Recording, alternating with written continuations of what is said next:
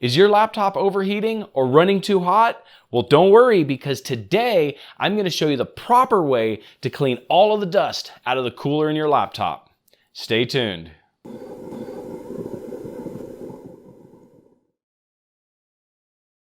Laptops, unlike desktops, take a bunch of performance and shove it into a really small package. This benefits you because you can actually take it with you places. It makes it portable. You can't do that with a desktop. So notebooks have lots of benefits. However, the downside is that in order to cram all that performance into a small area, you have to make concessions somewhere. And a lot of the time, those concessions are with cooling. So manufacturers come up with some really ingenious ideas to keep notebooks cool. Unfortunately, if that cooling system gets compromised with dirt and dust and other debris, then it can adversely affect the performance of your notebook. Modern processors will not allow themselves to get damaged by heat. What happens is, as the heat rises, the processor will progressively clock itself down and throttle itself until it gets to a point to where it can't control the heat anymore. And when that happens, it simply shuts off. This makes it a bear to use because your computer continues to get slower as it gets hotter. Unfortunately, the only way to fix this is to tear the notebook apart. There's lots of people that will just try to blow through the vents on the side, and that's even worse. So to do this, you're going to need a few tools. So let's look at what we have. I use several tools in order to disassemble notebooks. One really handy tool is this little spreader tool right here. This thing you can get in between the case halves in order to break the clips that actually hold the notebook case together. Another alternative would be a credit card. Have you ever had those companies that send you those free credit cards in the mail? Well, I actually store them up and I use them to take notebooks apart, and they work really well. The one thing that you want to make sure is use something plastic or something softer than the material that the notebook itself is made out of, because you don't want to damage the notebook. Also, get something with a sharp point on it. This one also is plastic, and this helps to undo clips and such. I'll show you once we get into it. And also, you're going to want to have a screwdriver and some bits so you can get the screws out from the back of the notebook. Now, the one that I'm doing right here is an HP Pavilion, and if you're using the same notebook as me, then it shouldn't be a problem. You should be able to follow step by step. However, if you're using a different notebook, you still should be able to use the concepts that I'm explaining here in order to tear yours apart too. So without further ado, let's get to tearing this thing apart. Okay, so the first step you're going to want to take here is to shut the notebook down. This is a really important step. You definitely don't want to be doing this with the notebook turned on. So we're going to shut this thing down. And then once it turns off, we're going to unplug it and flip it over.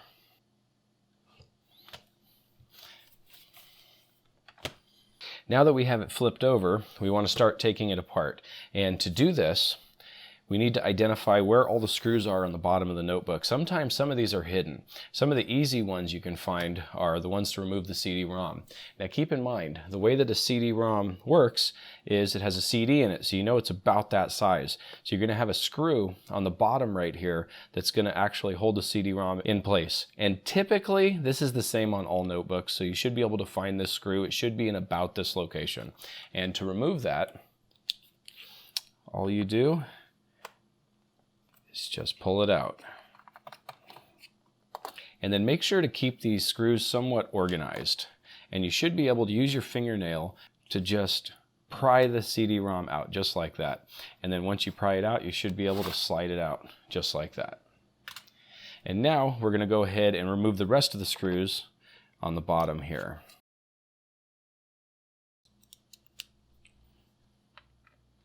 And you want to make sure to use the correct tip. There's lots of different size Phillips tips, and if you use the incorrect tip, you can actually take a chance of stripping the screw out. And we're going to need to reinstall these, so you definitely don't want to strip the screw.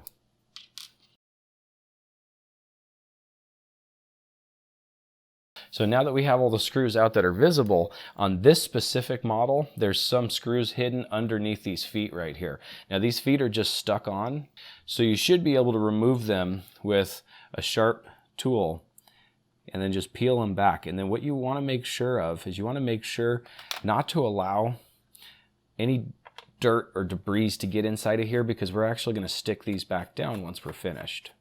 So we're going to pull these screws out here. And we're going to do the same on this side. pull this screw out.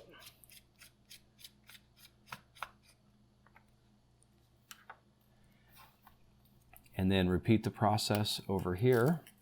And this one actually has 2 screws. And the reason why this side has 2 screws is because this actually holds the monitor hinge down. This isn't going to be the same with all notebooks, just this one particular.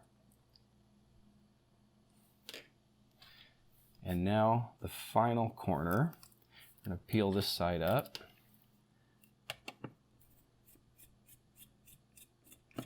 And pull these 2 screws out. And it may look like I'm just setting these screws down randomly, but I actually have an order to what I'm doing. Once you tear apart a lot of notebooks, you start to kind of get a system in place that helps you to put them back together. So now that we have this apart, we're going to have to break the bottom off from the rest of the case. And to do that, you usually find a spot that you can use that's kind of loose. So see how I pop this open right here? We should be able to use a tool to stick inside of here to break it the rest of the way open. So just follow this tool around the case and it should open as we go around. And you want to be kind of somewhat gentle with it, but sometimes you need to use a little bit of force. Just depends. Once you get it off to a certain point, what you want to make sure to do is see, like right here, how it's still clipped here. This is a real weak piece of plastic, so we want to make sure to loosen this side up and not break it.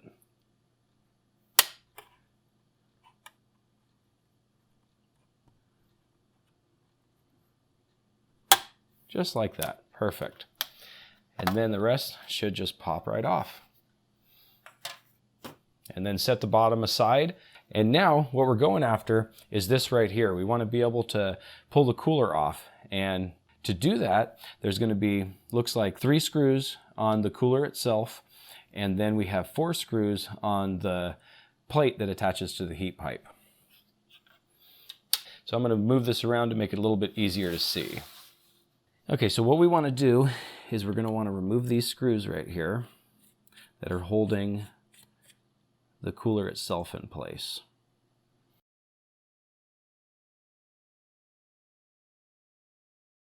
Make sure you take your time. You definitely don't want your screwdriver to slip and dent the motherboard. That would be really bad.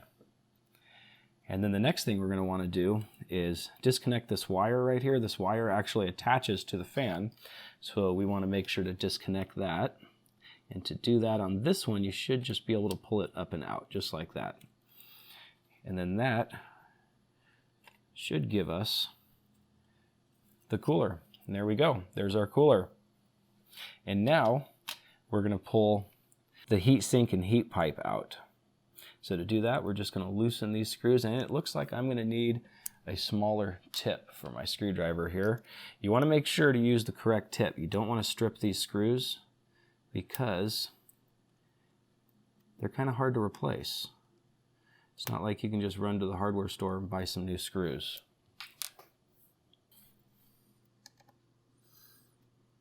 All right, once you loosen all these screws up, you want to raise them up somewhat in order because this plate is actually under spring pressure right here, so you don't want uneven pressure on the processor.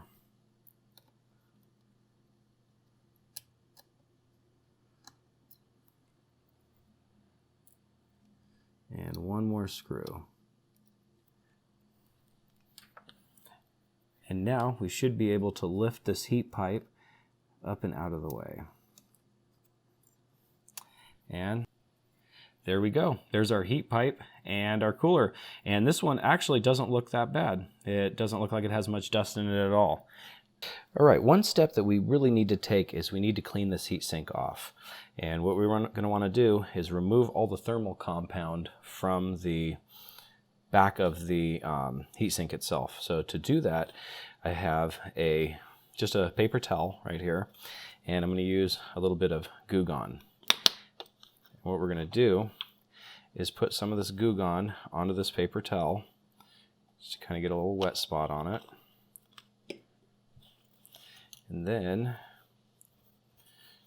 we're going to use this paper towel to clean this old thermal compound off. And the Goo Gone should break the thermal compound down fairly easily. And once we get most of it cleaned off like this, we should be able to use a clean portion of the rag to be able to get the rest of it off.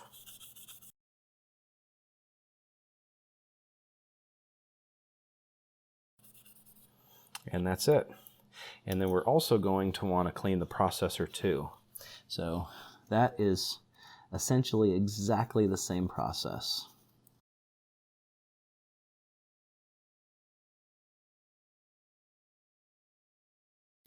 And then flip the rag over.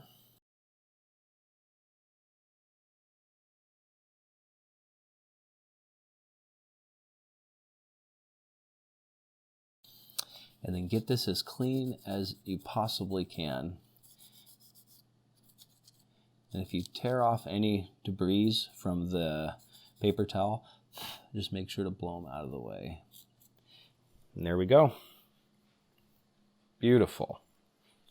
All right, now that we have the heat pipe out of the notebook, here's the next step. We're going to want to clean whatever dust has built up inside of this heat sink. And to do that, we're going to need air pressure. Now you can try blowing into it, but I would suggest either using a can of air or an air compressor. That's what I'm going to be using. I'm going to be using an air compressor here. So excuse the noise, but my air compressor unfortunately makes a little bit of noise, but I'm going to blow this out real quick. So to do this, you just point your air compressor in the opposite direction that the air typically blows from the fan. So normally it's going to be blowing out this way. So I'm going to blow it in this way, and we're just going to clear this thing out.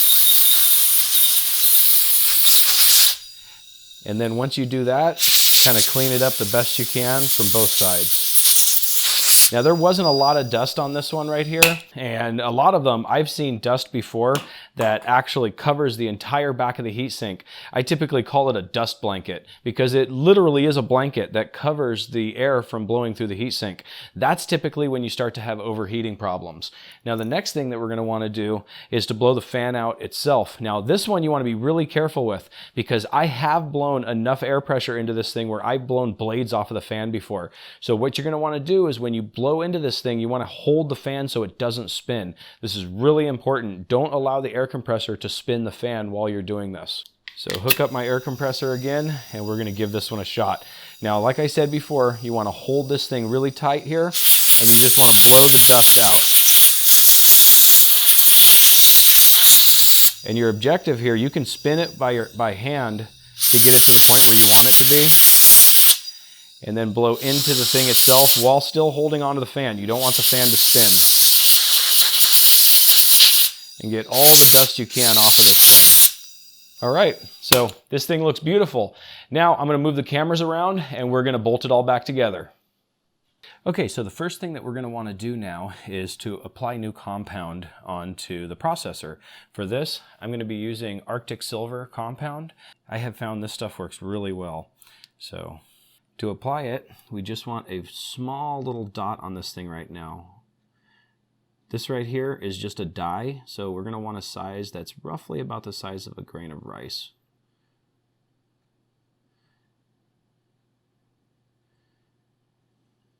That right there is actually probably a little big, to be honest with you. And I'm going to put a small little amount on that dye right there. And like I said, this is probably way more compound than I need, but it should be just fine. All right, now we're going to install the heat pipe. For that, we're just going to lower this right into place.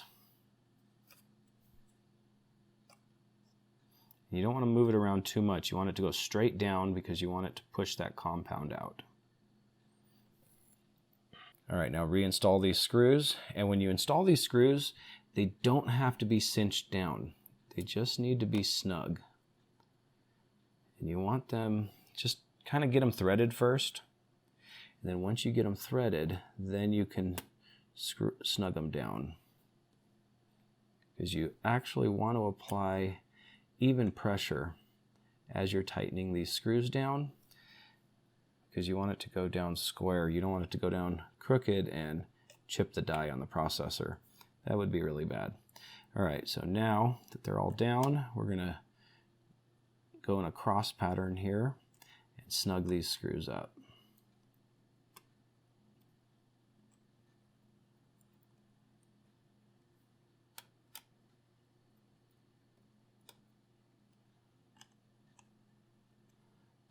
And as you can see, I'm not tightening them real tight. Just getting them snug. All right, and there we go. Now we're going to install the cooler. And the cooler should just drop right into place.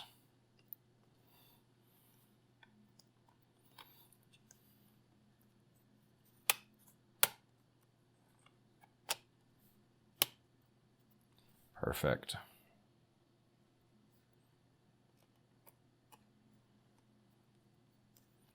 Now we're going to reattach the screws that hold the cooler in place. And these ones, just like the other ones, they don't need to be really tight, they just need to be snug. Very little things in a notebook need to be really tight. Everything is just snug. All right, so now we're going to connect the power to the fan again. And for that, we're just going to line it up and push the power plug into place. Just like that, and then we're going to push the wire down out of the way. Okay, there we go. Now, let's reassemble the notebook.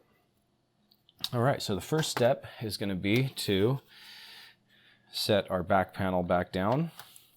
And on this, once we square it up, we're going to want to push it down and snap it back into place.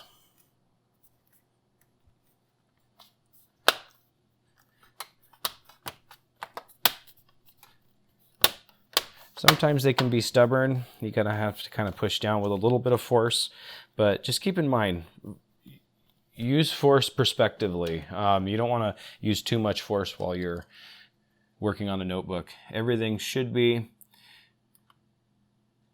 something that a young child should be able to do, to be honest with you. It shouldn't be really hard. Okay, as always, make sure you're using the correct size bit for the screw that you're screwing in, because you don't want to strip the screws. And we're going to start with the last screws we took out, which were the ones that were underneath the feet here. And as long as you didn't allow this sticky to go bad, you should just be able to stick it back down and it'll be like it was never taken off.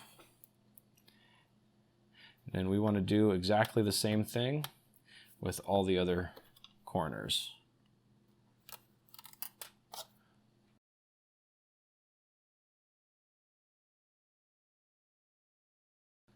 And then stick it down. As easy as that. All right, so the last step is going to be to reinstall the CD-ROM and put in the last screw.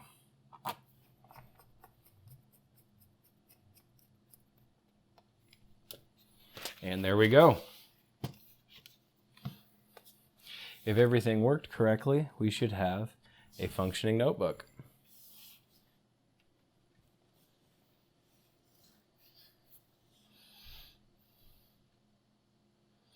And we do. And that's all it takes to clean the cooler in your laptop. You shouldn't have to do this all the time unless you use your laptop in a dirty environment. If that's the case, you may have to do it more often. However, it takes a long time for dirt to build up inside of a laptop, so I wouldn't worry too much about it. If you start seeing temperatures go up, or if you start seeing performance drop considerably, then that's about the time you need to do it. So anyway, I hope this video was helpful to you. If it was, then please like this video. And don't forget to subscribe to my channel. And hey, hit that bell icon so you can be notified of future videos. I post a new video every week. Have a great day.